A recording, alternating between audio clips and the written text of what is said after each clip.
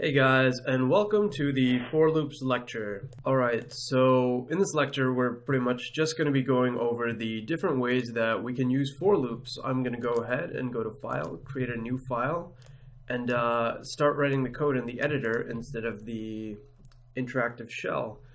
Now the way that a for loop works is that you specify some sort of, say, interval that you want to repeat an action over. So in the for loop, you're going to keep on looping and execute whatever is inside of that for loop code block. So say I want for x in range 0 to 3. Now this is the for keyword. We already know what in is, and range is going to take the values from 0 to 3, the 3 being exclusive. So it's going to go 0, 1, 2. And what we have here is we actually have I guess you can imagine or think of it as a placeholder for whatever part in the loop we're in. So first x is going to be 0, then it's going to be 1, then it's going to be 2. So we can actually end up printing value of x, comma x. And if we run that, source must be saved. For loop, again a Python file. You can see we print off value of x 0, value of x 1, value of x 2. That's one way we can use a for loop.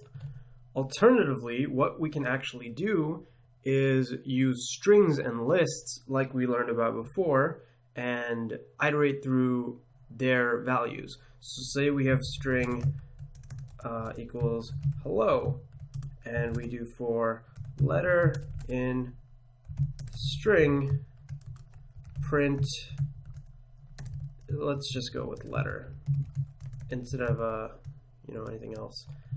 Let's run the module, source must be saved, okay. And you can see that we're going through each of the individual characters that's in our string hello and printing them off.